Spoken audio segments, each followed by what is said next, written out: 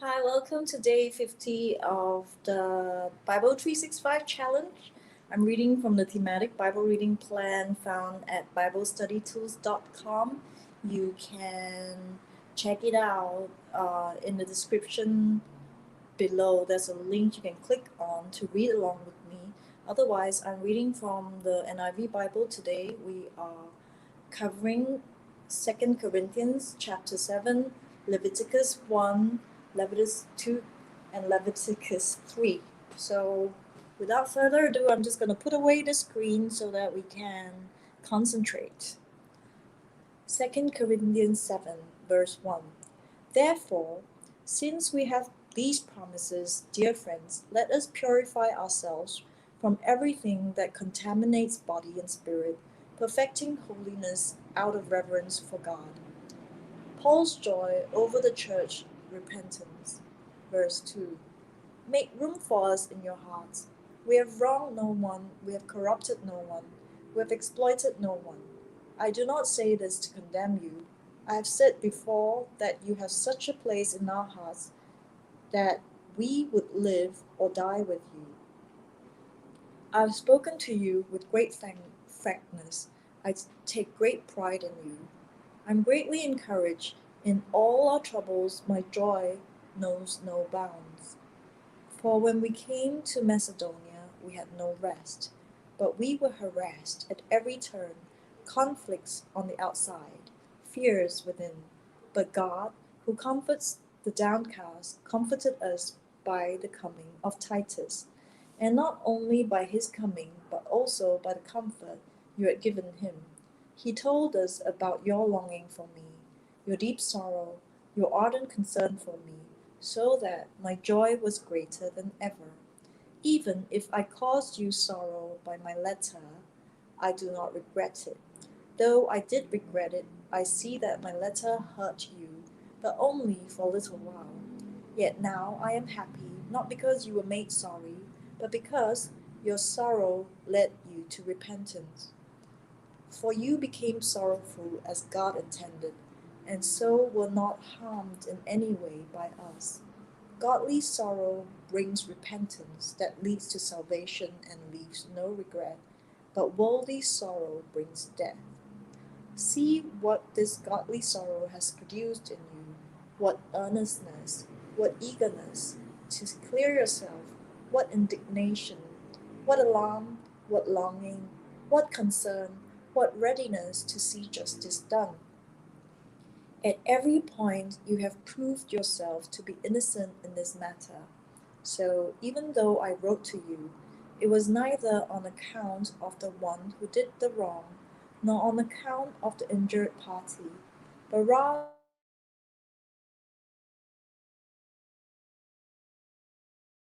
before you could see yourself. By all this we are encouraged. In addition to our own encouragement, we are especially delighted to see how happy Titus was, because his spirit has been refreshed by all of you. I had boasted to him about you, and you have not embarrassed me.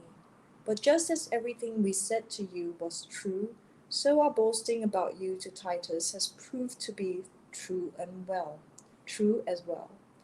And his affection for you is all the greater when he remembers that you were all obedient, receiving him with fear and trembling. I'm glad I have complete confidence in you.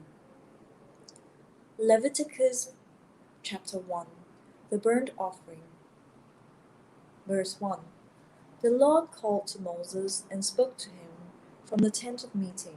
He said, Speak to the Israelites and say to them, When anyone among you brings an offering to the Lord, bring as your offering an animal from either the herd or the flock.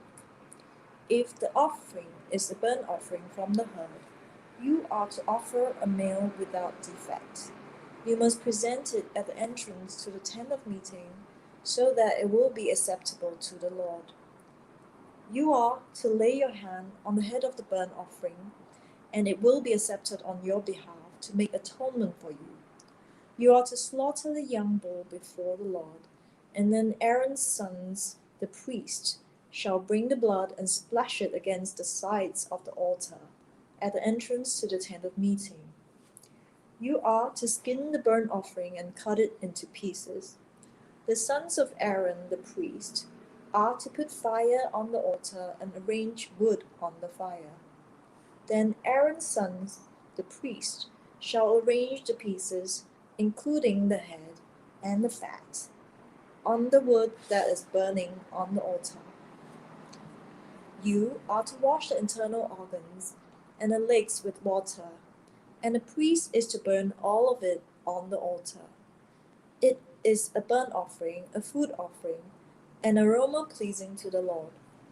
If the offering is burnt offering from the flock, from either the sheep or the goats, you are to offer a male without defect. You are to slaughter it at the north side of the altar before the Lord, and Aaron's sons shall arrange them, including the head and the fat. On the wood that is burning on altar, you are to wash the internal organs and the legs with water, and the priest is to bring all of them and burn them on the altar. It is a burnt offering, a food offering, and an aroma pleasing to the Lord. If the offering to the Lord is a burnt offering of birds, you are to offer a dove or a young pigeon. The priest shall bring it to the altar, wring off the head, and burn it on the altar. Its blood shall be drained out on the side of the altar.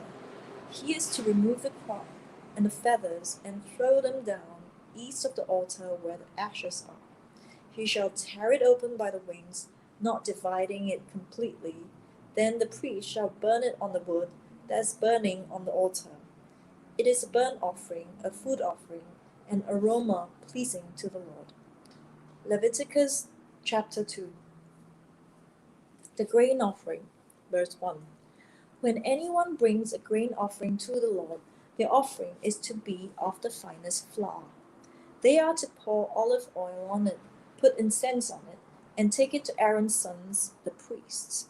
The priest shall take a handful of the flour and oil, together with all the incense, and burn this as a memorial portion on the altar, a food offering, an aroma pleasing to the Lord.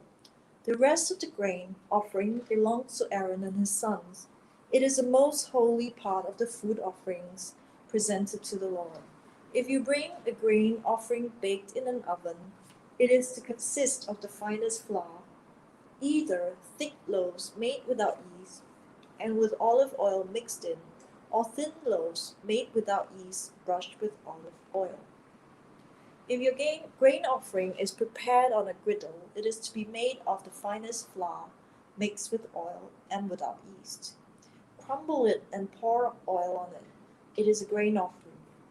If your grain offering is cooked in the pan, it is to be made of the finest flour and some olive oil. Bring the grain offering made of these things to the Lord. Present it to the priest, who shall take it to the altar. He shall take out the memorial portion from the grain offering and burn it on the altar as a food offering.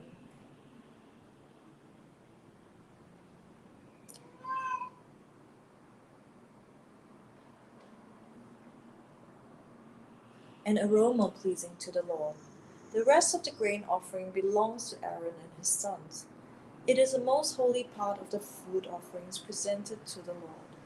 Every grain offering you bring to the Lord must be made without yeast, for you are not to burn any yeast or honey in the food offering presented to the Lord. You may bring them to the Lord as an offering of the first fruits, but they are not to be offered on the altar as a pleasing aroma. Season all your grain offerings with salt. Do not leave the salt of the covenant of your God out of your grain offering. Add salt to all your offerings. If you bring a grain offering of first fruits to the Lord, offer crushed heads of new grain, roasted in the fire. Put oil and incense on it. It is a grain offering. The priest shall burn the memorial portion of the crushed grain and oil, together with all the incense, as a food offering presented to the Lord. Leviticus chapter 3, the fellowship offering, verse 1. If your offering is a fellowship offering, and you offer an animal from the herd, whether male or female, you are to present before the Lord an animal without defect. You are to lay your hand on the head of your offering and slaughter it at the entrance to the tent of meeting. Then Aaron's sons, the priests, shall splash the blood against the sides of the altar. From the fellowship offering you are to bring a food offering to the Lord, the internal organs and all the fat that is connected to them, both kidneys with the fat on them near the loins, and the long lobe of the liver, which you will remove with the kidneys. Then Aaron's sons are to burn it on the altar on top of the burnt offering that is lying on the burning wood. It is a food offering, an aroma pleasing to the Lord. If you offer an animal from the flock as a fellowship offering to the Lord, you are to offer a male or female without defect. If you offer a lamb, you are to present it before the Lord. Lay your hand on its head and slaughter it in front of the tent of meeting. Then Aaron's sons shall splash its blood against the sides of the altar. From the fellowship offering you are to bring a food offering to the Lord. It is fat, the entire fat tail cut off close to the backbone, the internal organs, and all the fat that is connected to them, both kidneys with the fat on them near the loins, and a long lobe of the liver, which you will remove with the kidneys. The priest shall burn them on the altar as a food offering presented to the Lord. If your offering is a goat, you are to present it before the Lord. Lay your hand on its head and slaughter it in front of the tent of meeting. Then Aaron's sons shall splash its blood against the sides of the altar.